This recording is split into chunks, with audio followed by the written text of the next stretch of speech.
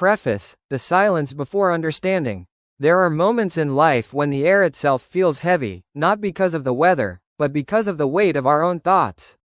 In those moments when everything seems to pause, between what is and what should be, a strange awareness dawns. That perhaps life isn't meant to be solved, only experienced. This book was not born from certainty, but from confusion, from the long, echoing corridors of questions that never find their answers. It began the day I realized that doing, striving, building, and controlling were only fragments of existence, not its essence. We spend years trying to do something, to become something, to change something, until one day, exhaustion itself becomes enlightenment. And then, there is only stillness. You can't do anything, but there's nothing you can do. At first, it sounds like defeat. But perhaps, hidden within, lies liberation. If there's nothing to do, then there's nothing to fail at. If there's nothing to control, then there's nothing to fear losing. It's not about surrendering in despair, it's about surrendering into life, without the illusion of mastery. Every page that follows is not a teaching, but an observation. Not a manual, but a mirror. It doesn't aim to fix your pain, only to understand it. Because when pain is seen without resistance, it transforms. When loneliness is allowed to exist, it becomes quiet company. And when fear is no longer an enemy, it becomes a teacher. I write not as a philosopher, nor a guide, but as someone walking with you, uncertain, curious, and at times afraid. If these words meet you where your silence begins, then they have already done what they were meant to do.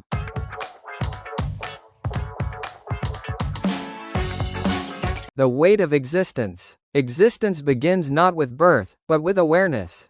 The child, unaware of time, pain, or purpose, lives in complete unity with life. It does not ask why the sun rises, or what it means to exist, it simply is. But somewhere along the line, we learn to separate ourselves from the world. The tree becomes an object. The body becomes a vessel. The self becomes a stranger. That's when existence begins to feel heavy. This heaviness is not physical. It's the quiet burden of being conscious, of knowing that we are, and yet not knowing why. You wake up, breathe, walk, eat, talk, and yet, there's a question behind every action. What is all this for? The days begin to blur, meaning starts to slip, and the search for purpose becomes a way to survive the vastness of uncertainty. Some people fill the void with ambition, others, with pleasure or distraction. But none of these fill it for long. The human condition is an endless tension between what we desire and what reality offers. We dream of infinity, yet live within the boundaries of time. We crave control, yet live under the law of impermanence. To live is to carry contradictions inside oneself, to love and yet to lose, to hope and yet to despair, to move and yet to know that the end is always approaching. And yet, it is within this tension that beauty lives. If life were complete, we would never seek meaning. If love never hurt, we would never understand its depth. The weight we carry is not a punishment, it is the reminder that we are alive, feeling, aware. At times, you may feel that you can do nothing, that your efforts dissolve into nothingness. But in that very recognition lies something pure, awareness itself. Maybe we are not here to do, but to be. Not to conquer the world, but to witness it. To feel its fragility, to share its brief warmth, and to understand, even in fragments, what it means to exist. The weight of existence doesn't crush us, it grounds us. It reminds us that beneath the noise, there is something silent, vast, and unbreakable, something that has been here long before us and will remain long after. Call it soul, call it consciousness, call it life. It doesn't matter what name we give it, what matters is that it is.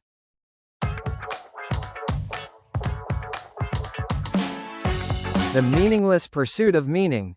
There comes a moment when the world, so full of noise and motion, becomes unbearably quiet inside you. It doesn't happen in one grand revelation, but slowly, like the fading of a song. The colors of life, once so vivid, begin to blur into shades of gray. You start asking questions that make people uncomfortable. What is all this for? Why do I exist? What difference does it make if I do or don't? At first, these questions feel dangerous. They feel like cracks forming in the glass of your reality. You try to patch them with distractions, with work, relationships, or dreams of success, but the cracks widen. Because underneath all the activity, there's a quiet, relentless awareness that maybe meaning isn't something to be found. Maybe it's something we invent. Human beings are creatures of stories. From the earliest fires of our ancestors, we told tales not just to entertain, but to survive. We told stories so the world would make sense, so that chaos could be given a name. Every religion, every ideology, every philosophy, all of them are forms of storytelling. And in each story, we cast ourselves as the hero searching for purpose. But what if there is no script? What if the universe never promised us a meaning at all? It's a terrifying thought, that life might not mean anything in itself. But it's also a freeing one. Because if meaning is not something waiting to be discovered, then we are free to create it. The illusion of purpose. We chase purpose as if it were oxygen. From the moment we are old enough to understand language, we are told we must become something. A doctor, a leader, a creator, a savior. And so we begin to run, faster and faster, terrified of stillness. We fill our days with motion, because to stop moving is to risk confronting the emptiness behind it all. But what if purpose, as we know it, is an illusion crafted by fear? A way to avoid the silence of existence? We tell ourselves that our lives matter because we do things, we build, we fix, we achieve. Yet the stars burn for billions of years and vanish into nothingness, indifferent to our small victories. The ocean has no need to justify its existence, and yet it moves, endlessly. Perhaps the human need for meaning is not a flaw, but a symptom of consciousness trying to make peace with its own vastness. When you begin to see that purpose is not fixed, something strange happens. The urgency fades. You stop rushing toward an invisible destination. You start to notice the details, the rhythm of your breath, the sound of wind between leaves, the way sunlight rests on your hands. You begin to be, and maybe, in that quiet being, you discover a kind of purpose that has no words, not a reason to live, but a way of living. The fear of emptiness. There's a certain terror in the idea that nothing truly matters. That one day, everything we build, our loves, our dreams, our art, will vanish, as if it never existed. The ego resists this truth with all its might. It screams, I must matter. My life must have meaning. But what if the very thing we call emptiness is not our enemy, but our teacher? Emptiness is not nothingness. It is space. It is the silence before the first note of music, the blank canvas before the first stroke of paint. Without it, nothing could ever exist. We fear it because we mistake it for death. But emptiness is the womb of creation, the source of every possibility. If you sit long enough with silence, if you resist the urge to fill it, something extraordinary begins to happen. You realize that you are not separate from it. The same vast stillness that holds the stars also lives within you. The same void you fear is the space that gives birth to your awareness.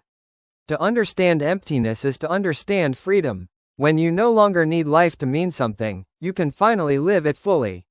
When you no longer chase permanence, you can finally appreciate the beauty of impermanence. When you stop trying to prove your worth, you discover you were never worthless to begin with. The paradox of meaning. There is a paradox hidden at the center of every spiritual journey. You search for meaning until you realize there is none, and in that realization, life becomes deeply meaningful. The search itself transforms you. Meaning is not found in a final revelation, it is born in the act of searching. The moment you stop demanding that life justify itself, you start to feel its pulse again. Every breath becomes precious. Every sunrise becomes a miracle. Every person you meet becomes a fragment of your own reflection. It's not that life suddenly makes sense. It's that you no longer need it to. Perhaps this is what the mystics meant when they spoke of awakening, not the discovery of a cosmic secret, but the simple acceptance of what is. You can't do anything to make life meaningful, but there's nothing you can do that will make it meaningless, either. Because meaning is not out there, it's here, in your awareness, in your willingness to exist even when existence feels uncertain. In that quiet space, something eternal begins to breathe through you. Not the you that chases, but the you that witnesses. Not the you that controls, but the you that simply is. And in that awareness, life, ordinary, fragile, temporary life, becomes enough.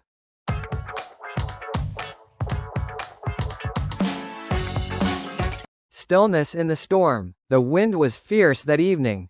It rattled the windows and tore at the trees as if trying to uproot everything that dared to stand still. Inside his small room, Michael sat cross-legged on the floor, a candle flickering before him. The storm outside felt like a mirror, the same turbulence he carried within himself. He had spent months wandering through questions about life, meaning, purpose, and the silent emptiness beneath it all. Yet something inside him still resisted peace. Every time he approached calm, a wave of restlessness dragged him back. "How do I be still," he whispered, "when everything around me moves?" The candle's flame shivered with the wind. He realized then that stillness isn't the absence of movement, it's the refusal to be carried away by it. The battle within. Every human being carries a storm inside. It's made of doubts, fears, regrets, and unspoken desires, swirling endlessly like dust in a forgotten room. We spend our lives trying to calm it, to silence the wind with explanations, to replace chaos with order. But the truth is, there is no escaping the storm. Michael had tried. He had escaped into books, conversations, meditation, and solitude. He had run from pain, disguised it as strength, and called it wisdom. Yet, wherever he went, the storm followed. Then one night, while walking through the rain-soaked streets of his city, he stopped under a streetlight and let the rain fall freely on him. People ran for shelter, but he stayed still. The cold water hit his face, soaking his clothes. It felt like life itself was baptizing him, not into faith, but into surrender. In that moment, something inside him whispered, "You do not silence the storm. You become its center, the center of chaos." There's a point within every storm where the wind stops, the eye. It's the calmest, quietest place, even though destruction rages all around it. Michael began to understand that the spiritual path wasn't about escaping the chaos of existence, but about finding that still center within it. He remembered an old teaching he once read: "Be still, not because the world is calm, but because you are." So he began a quiet practice. Each morning, he would sit in silence, no music, no distractions, no agenda. At first, his thoughts screamed louder than the world outside. They told him he was wasting time, that he was foolish, that stillness was weakness. But he stayed. Minutes stretched into hours, and in that persistence, something subtle began to shift. He started noticing the rhythm of his breath, the sound of his heartbeat, the tiny pauses between thoughts. Those pauses, those infinitesimal moments where the mind let go, became his sanctuary. The world still raged, his life was still uncertain, but he was beginning to taste peace in the middle of it. When pain becomes a teacher. Pain visits everyone, not as punishment, but as invitation. Michael resisted his pain for years, trying to reason with it, hide from it, or transform it into something noble. But the more he resisted, the heavier it became. One night, while sitting by the window, he watched the storm again, rain falling hard against the glass. He whispered to himself, "Maybe the storm isn't outside me. Maybe it's the world reminding me that movement and peace can exist together." He closed his eyes and let every emotion surface: the grief, the fear, the loneliness, the longing. He didn't push them away this time. He let them pass through him like rain through open hands. And in that raw acceptance, something beautiful happened. The pain lost its power. He realized, peace doesn't come when pain ends. Peace comes when resistance ends. That night, for the first time, he slept with a quiet mind. The still point of awareness. Days turned into weeks, and Ilas's understanding deepened. He began to see that life's chaos was not separate from peace. It was the material from which peace was woven. Stillness wasn't the end of motion. It was awareness within motion. It was the calm river beneath the waves, the silent watcher behind every thought. He started noticing beauty where he once saw only noise. The hum of the city became a kind of symphony. The arguments of strangers became echoes of humanity searching for love. The unpredictability of each day became a reminder that life, by nature, is movement. And he, by nature, was the space that holds it. That understanding changed everything. He no longer sought to control his life, to make it perfect or predictable.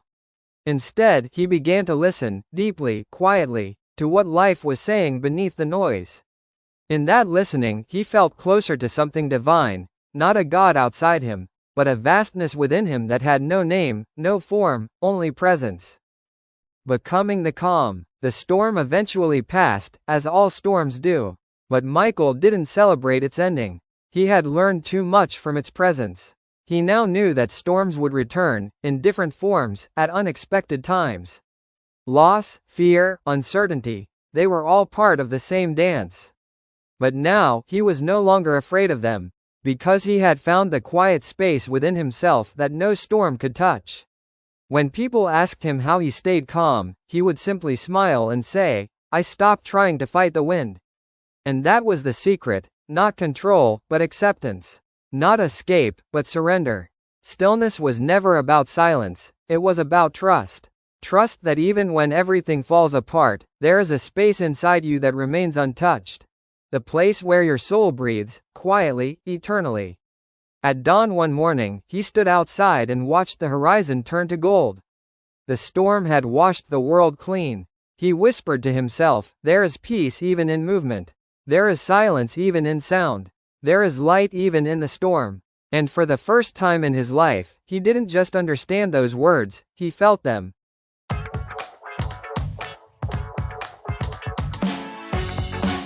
The light between shadows. There are moments in every life when the past returns, not as memory, but as presence. For Ilyas, it came on an ordinary afternoon, through a letter. The handwriting was familiar, gentle, rounded, a little uncertain. He hadn't seen it in years.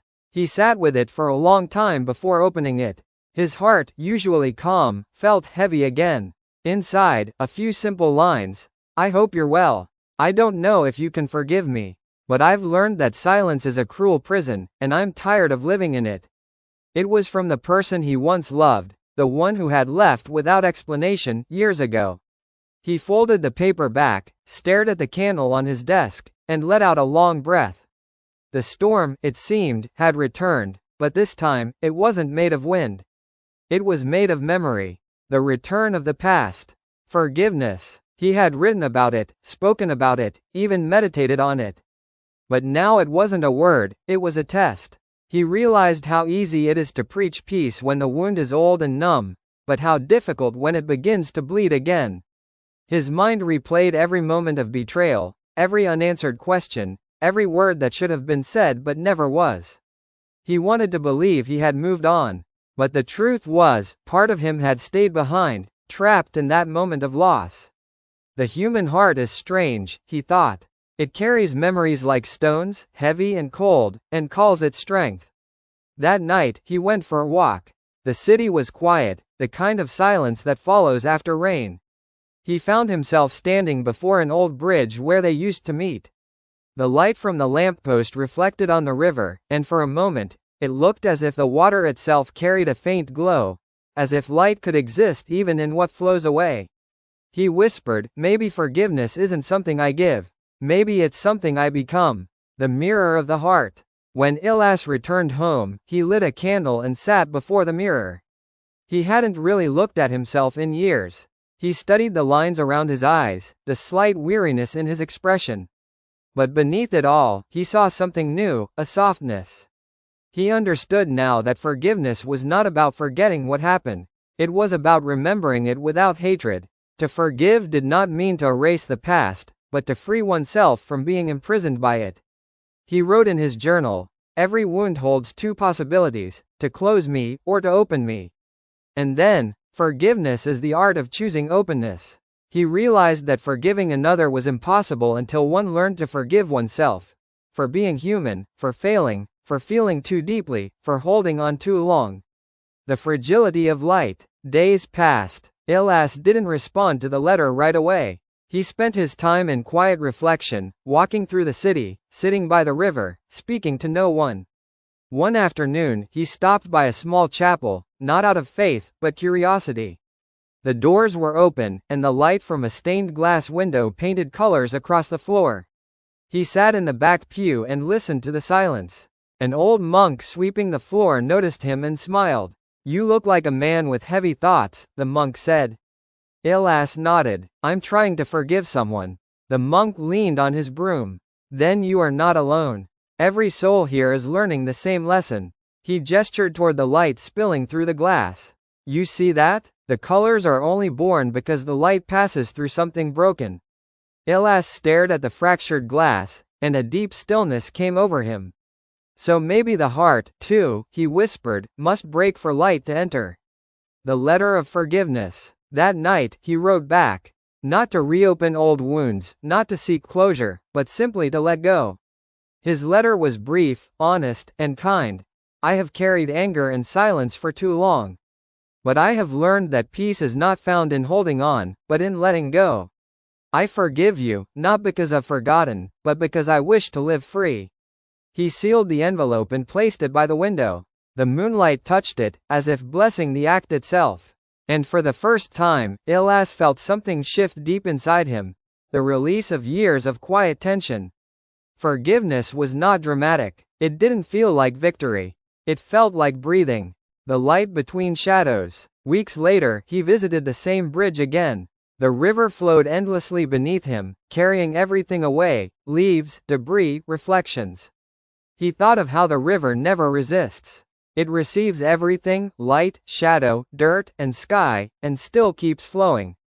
Perhaps that was the essence of the soul, to flow, to carry both beauty and pain without becoming either. He realized that love and forgiveness were not opposites of pain, they were what made pain meaningful. Without suffering, there would be no compassion. Without darkness, no understanding of light. He whispered softly into the wind, we are all rivers, learning how to flow through what we cannot control. As the sun began to rise, he closed his eyes and felt the warmth touch his face. There was no past, no regret, only the quiet rhythm of the present. He smiled and said, the light is not beyond the shadows. It lives within them.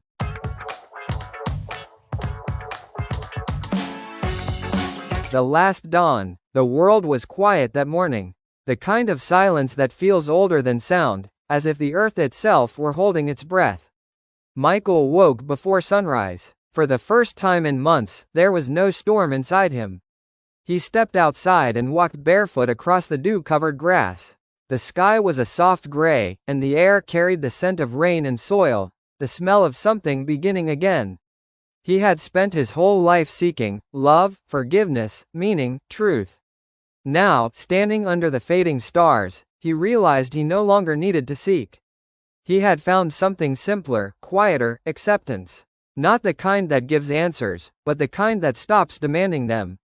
The stillness beyond questions. He sat by a lake at the edge of the village. The surface of the water was perfectly still, mirroring the first colors of dawn. He picked up a small pebble and dropped it into the lake. The ripples spread outward, soft and silent, until they disappeared into calmness again. He smiled. That's me, he said to himself. A ripple in the great silence. For years, he had tried to understand existence, to define it. But life, he now saw, didn't need to be defined.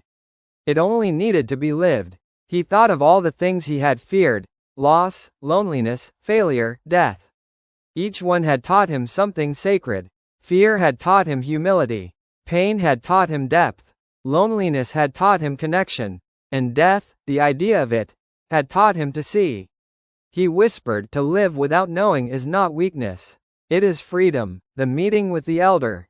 As the light spread, an old man approached, a wanderer who often passed through the village.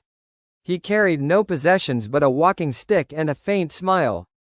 Beautiful morning, the man said. Michael nodded. Yes. It feels final, somehow. The man chuckled softly. Every morning is final, until the next one. They sat in silence for a while. The man watched the sunrise with an expression that was neither joy nor sorrow, something beyond both. Finally, Michael spoke. I used to believe that peace would come when I understood everything. But the more I learned, the less I knew. The man nodded. Wisdom begins when knowledge ends. He added, you can't grasp life with the mind, it slips through. You must hold it with the heart. Then he said something that would stay with Ilas forever. Light doesn't erase darkness, my friend. It teaches you to walk with it. The moment of realization. When the old man left, Michael sat by the water a long time. He thought of all the faces he had met, those who loved him, those who hurt him, those who merely passed by. He realized they were all teachers. Even pain had been a kind of grace. He took out his journal and wrote his final entry. I no longer seek the light. I have learned to walk around it, through it, within it. There is no separation anymore, no me, no it. Only the movement of being. And then, beneath it, he wrote 3 final words. I am home. He closed the notebook and placed it beside him. The sun was now rising fully, golden light touching the mountains, spilling across the lake. He stood, lifted his face toward the warmth, and felt something dissolve, not sadness, not joy, but the boundary between them. Everything, the pain, the forgiveness, the silence, merged into one quiet truth. That life had never been about finding answers, but about becoming the question itself. The last dawn. As the day unfolded, the village awoke. Children ran through the fields. Bells rang from the chapel. And in the midst of it all, Michael walked slowly toward the path that led out of the village, the same path he had taken years ago, when he first began searching for meaning. Only this time, he carried nothing, not even a question. He turned once more to look at the horizon. The sun stood there, bright and unashamed, as if whispering, "You've never been lost. You were only learning how to see." He smiled, whispered a quiet prayer, and kept walking.